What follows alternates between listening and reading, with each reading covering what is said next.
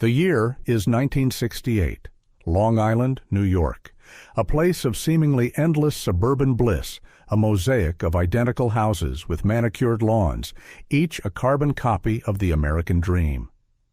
Here, the world was orderly, predictable.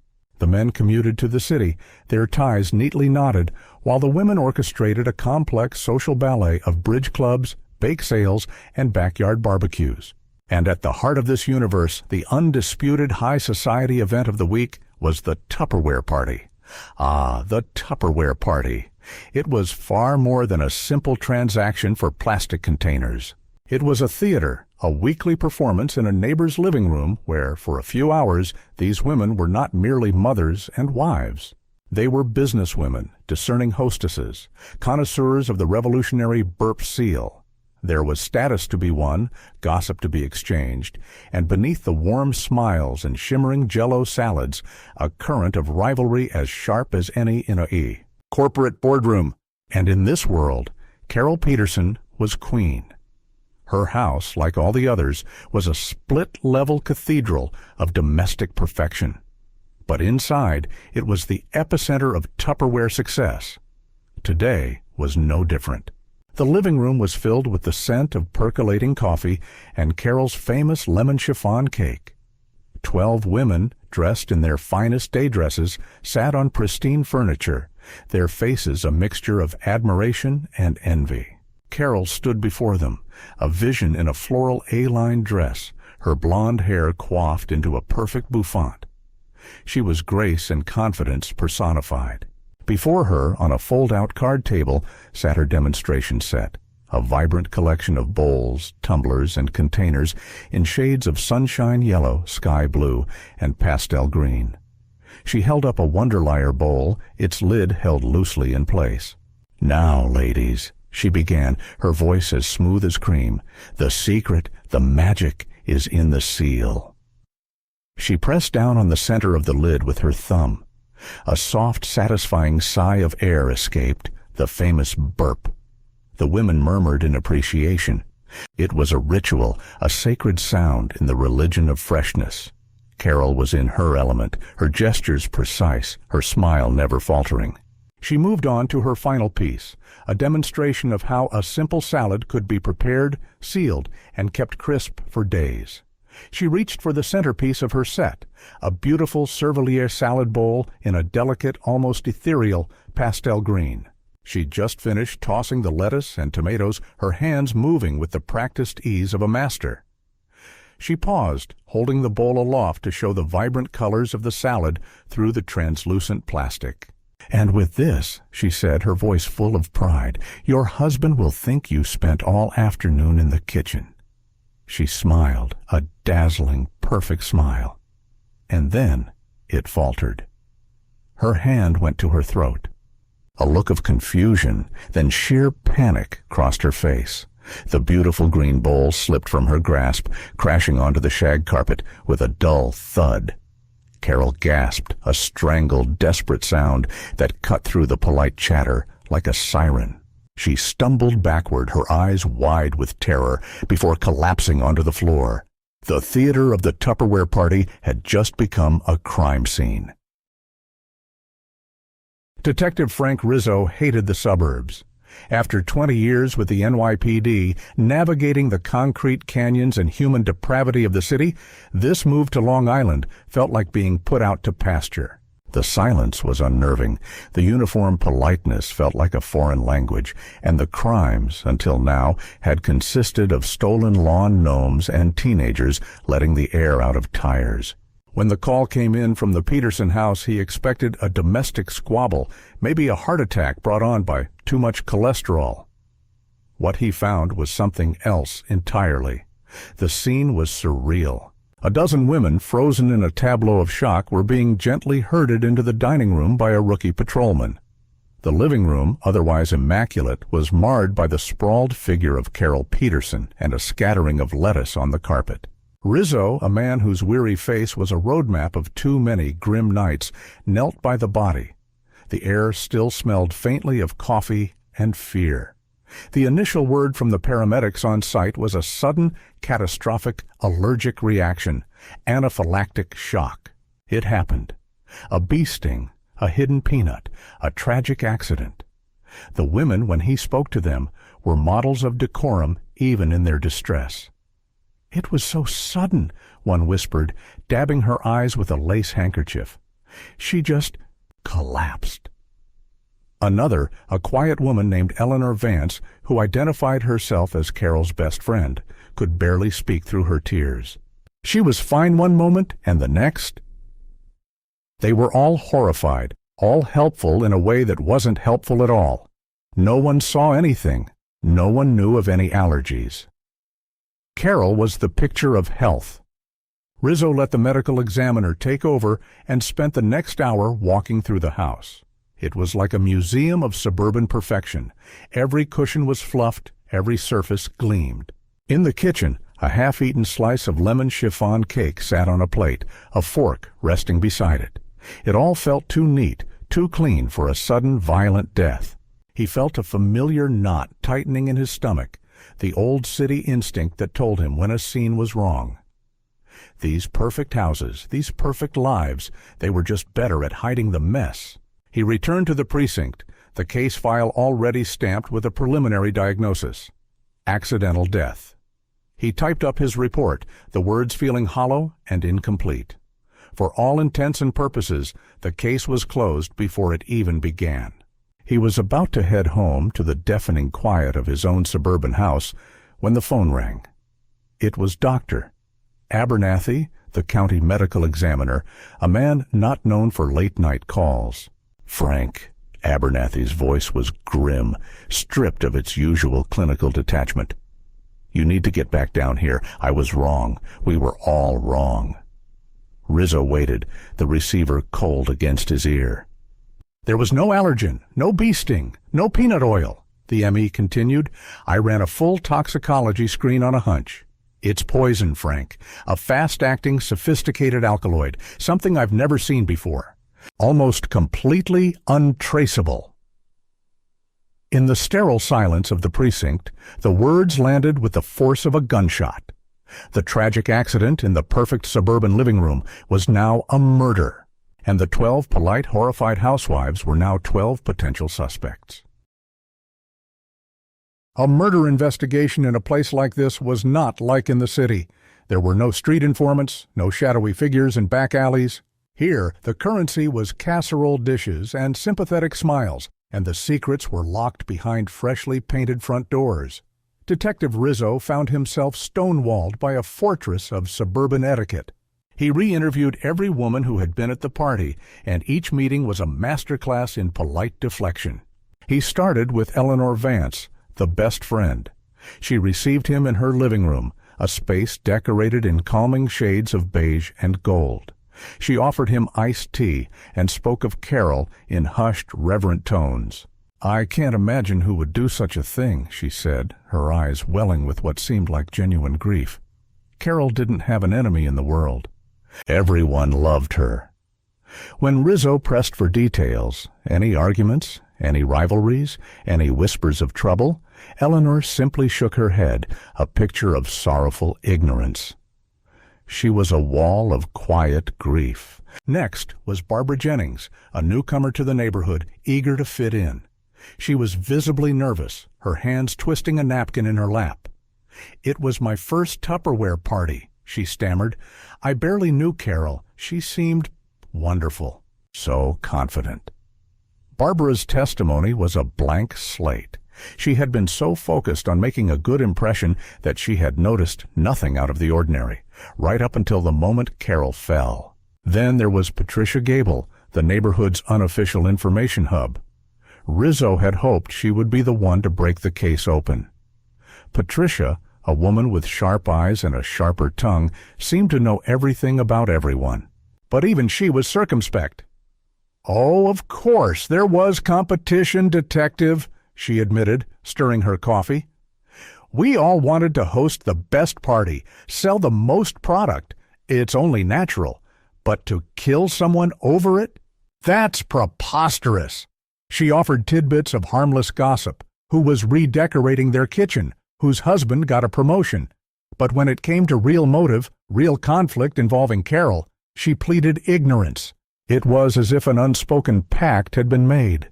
The women closed ranks, protecting their manicured world from the ugliness of the truth and from this outsider who had come to dig it up. They brought casseroles to Carol's grieving husband. They organized a collection for flowers. They did everything a good neighbor should do, except tell the truth. The investigation stalled. The fast-acting poison left no trail, and the witnesses offered no leads. The case file grew thicker with reports that all said the same thing: nothing. The case was going cold, frozen by the polite, icy silence of the Long Island housewives. Rizzo felt like he was chasing a ghost in a town where everyone pretended ghosts didn't exist. He was an intruder, and the neighborhood was determined to wait him out until he simply went away. Weeks turned into a month. The seasonal decorations on the houses of Long Island shifted from summer wreaths to autumnal gourds, but the Peterson case remained static, a cold spot in Detective Rizzo's office. The file sat on the corner of his desk, a monument to his frustration. The chief had already suggested he move on, focus on more solvable cases. But Rizzo couldn't let it go. It was the neatness of it all that bothered him, the sheer perfection of the crime. Someone had walked into that party, committed murder in a room full of people, and walked out without leaving so much as a ripple. Late one evening, fueled by stale coffee and stubbornness, he pulled out the crime scene photos again. He'd looked at them 100 times, but he forced himself to see them anew. Not as a whole, but as a collection of details. The shag carpet, the half-eaten cake, the horrified faces of the women frozen in the camera's flash. His eyes drifted to the card table, the site of Carol's final performance. There it was, the colorful array of Tupperware, the Wonderlier bowls, the tumblers, the celery crisper. He stared at the scattered lettuce and the overturned salad bowl on the floor. Something clicked. A faint, distant bell of an idea. The next morning, Rizzo did something he never imagined he'd do in a murder investigation. He drove to the home of a regional Tupperware sales director, a formidable woman named Shirley, and asked for a copy of the 1968 product catalog. He spent the rest of the day hunched over his desk, cross-referencing the glossy pages of the catalog with the crime scene photos. He meticulously identified each piece from Carol's demonstration set. The Millionaire's Line canister set, the Bell tumblers, the Wonderlier bowls. It was all there. Almost. He kept coming back to the centerpiece, Carol's pride and joy, the demonstration set she used at every party. According to the sales director, the standard premium demonstration kit that year included a specific assortment. He ticked off each item in the photo against the official list in the catalog. 1 canister, check. 4 tumblers, check. 3 nesting bowls, check. 1 large serving bowl. He looked at the photo of the overturned bowl on the floor. It was a standard Wonderlier bowl, the kind used for the salad. But the premium kit, Carol's kit, was supposed to have something else. It was supposed to have the coveted Cervelier 8-cup salad bowl, famous for its single-press accordion seal, and Carol's was a specific, now discontinued shade of pastel green. That bowl was not on the floor. It wasn't on the table. It wasn't anywhere in the police photographs. A premium piece, the star of the show, was missing from the scene. The investigation, once frozen, suddenly had a new direction. It was no longer a hunt for a phantom poisoner. It was a hunt for a very specific, very real pastel green plastic bowl. The hunt for a piece of plastic felt absurd, a far cry from tracking down felons in the city's dark alleys. Yet, for Detective Rizzo, it was the first solid lead he'd had in a month. The case transformed. The precinct's evidence room started to look like a kitchenware aisle as Rizzo acquired samples of different Tupperware models. His desk was littered with distribution manifests and party hosting records. He was learning a new language, one of burp seals, Cerveliers, and Wonderliers. He had to understand the culture to solve the crime. "This wasn't about fingerprints or ballistics," he explained to his skeptical chief. "This is about status. That specific bowl in that color was discontinued. It was a mark of prestige for a hostess. To have one meant you were serious. It was like a general's medal." His first step was to track the bowl's distribution. He spent hours on the phone with the Tupperware regional office, convincing a series of secretaries and managers that he wasn't a lunatic. He learned that the pastel green Cervelier bowl was offered as a hostess gift for a limited time in the spring of 1967. It was not available for general purchase. You had to earn it by hosting a party that achieved a certain sales threshold. This was a crucial piece of information. The bowl wasn't just something you could buy, it was a trophy. Rizzo obtained the distribution lists for the entire Long Island South Shore Division. It was a mountain of paperwork, listing the names and addresses of every woman who had successfully hosted a party during that specific promotional period. He and a junior officer spent 2 days cross-referencing that list with the guest list from Carol Peterson's final party. The names began to overlap. Patricia Gable, the gossip, had earned one in April of '67. So had a woman who had since moved to Florida. And then another name appeared, one that made Rizzo pause: Eleanor Vance. Carol's quiet, grieving best friend had hosted a qualifying party in May of 1967. She, too, was the registered owner of a pastel green Cervelier bowl. The investigation had narrowed from a roomful of women to a handful of addresses on a map. Rizzo now had a tangible objective. He wasn't just asking questions anymore. He was going on a search. He had to find out who among these women still had her trophy and, more importantly, whose was missing. He felt the thrill of the chase returning, the cold case thawing under the strange, focused heat of this new line of inquiry. The key to a sophisticated murder, he suspected, was sitting innocently in someone's kitchen cupboard. Armed with his new, highly specific suspect list, Detective Rizzo began a series of house calls that were as delicate as they were deceptive. He couldn't simply barge in and demand to see their Tupperware. He needed a plausible pretext. He settled on a story that was close to the truth. As part of our final report on the Carol Peterson case, he would explain with practiced sincerity, "We're trying to create a complete inventory of the items present in the room for insurance purposes. We know Carol had her demonstration set, and we're just trying to confirm which pieces were on the table." It was thin, but in this neighborhood, a request from an authority figure delivered politely was usually met with compliance. His first stop was Patricia Gable's. Her kitchen was a riot of color, with bright yellow countertops and orange appliances. When Rizzo explained his purpose, Patricia was more than happy to help. "Oh, the Cervelier bowl! Of course I have one. A prized possession," she chirped.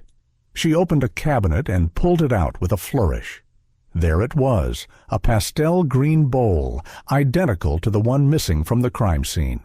It was well used, with faint scratches from years of salads. One suspect down, his next few visits yielded similar results. 2 other women on the list produced their bowls, one from the top of a refrigerator, another from a box of seasonal items in the garage. They were trophies, just as he'd suspected, displayed or stored with care. With each bowl he saw, the net grew tighter. The chances that the killer was one of the women who couldn't produce her bowl grew exponentially. Finally, only one name on the party guest list remained: Eleanor Vance. He drove to her quiet, perfectly kept house, the same house where she had served him iced tea and wept for her lost friend. He felt a knot in his gut. Eleanor was the one everyone pitied, the quiet shadow to Carol's bright light. She seemed the least likely suspect, which, in Rizzo's experience, often made her the most likely. He knocked on the door. Eleanor answered, her expression one of weary sadness. He gave her the same story. "Of course, Detective," she said softly, her voice betraying no hint of anxiety. "Please, come in. Let me see if I can help." She led him into her kitchen, a starkly different space from Patricia's. It was muted, orderly, and immaculate. "A green bowl, you said?" "I think I remember the one." She opened a cupboard, then another. "It's been so long. I store things I don't use often in the pantry." She opened the pantry door, revealing rows of neatly organized cans and boxes. There was no green bowl in sight. The pantry was deep and impeccably organized, a testament to Eleanor Vance's orderly life. "I'm sure it's in here somewhere," she murmured, more to herself than to Detective Rizzo. She reached for a few items on the middle shelf, her movements calm and deliberate. But Rizzo's eyes were scanning the darker corners, the places where forgotten things go. On the bottom shelf, tucked away behind a large can of tomato puree and a dusty box of saltine crackers, he saw a sliver of color. It was a faint, pale green. "What about back there, Mrs. Vance?" he asked, his voice even. Eleanor's hand froze for a fraction of a second. "Oh, that's just old things," she said, her voice a little tight. Rizzo knelt down, the movement making his old knees ache. He reached past the cans, his fingers brushing against cool, smooth plastic. He pulled the object into the light. It was the Cervelier 8-cup salad bowl in the discontinued shade of pastel green. It was empty and perfectly clean. He stood up, holding the bowl. "I thought you said you didn't use it often," he said, looking directly at her. That was when the perfect, grieving facade of Eleanor Vance finally began to crack. A tremor ran through her body. Her calm expression dissolved into a mask of anguish. Her eyes, which had shed such believable tears for her friend, were now wide with a cornered animal's fear. "It was supposed to be mine," she whispered, the words barely audible. And then the story poured out of her, a torrent of resentment held back for years. It wasn't one single thing, but 1,000 tiny cuts. Carol, with her effortless charm and dazzling success, had always made Eleanor feel second best.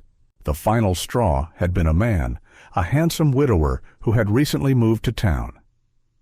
Both women had admired him, but it was Carol who had, with a casual smile, captured his attention at a neighborhood barbecue. But the true source of the poison was professional jealousy. Eleanor believed Carol was subtly sabotaging her own attempts to become a successful Tupperware dealer, giving her bad advice and steering potential party guests away. The rage had curdled into a plan. She knew Carol's demonstration routine by heart. She knew Carol would want to use the most impressive bowl for her final salad demonstration. So Eleanor brought a special ambrosia salad to the party as her contribution, carrying it in her own pastel green Cervelier bowl. The ambrosia was laced with the untraceable poison. She presented it to Carol, suggesting she use the beautiful dessert for her demonstration instead of a boring green salad. Carol, flattered, agreed. She transferred the poisoned ambrosia into her own identical green bowl for the final presentation. In the chaos that followed Carol's collapse, as women screamed and scrambled to help, Eleanor calmly picked up her own bowl from the kitchen counter, wiped it clean, and took it home, a trophy not of friendship, but of a bitter, tragic victory. In the end, it was a crime sealed not by a clever alibi, but by a plastic lid. The case of Carol Peterson's death would not be remembered for its forensic complexity or its dramatic manhunt.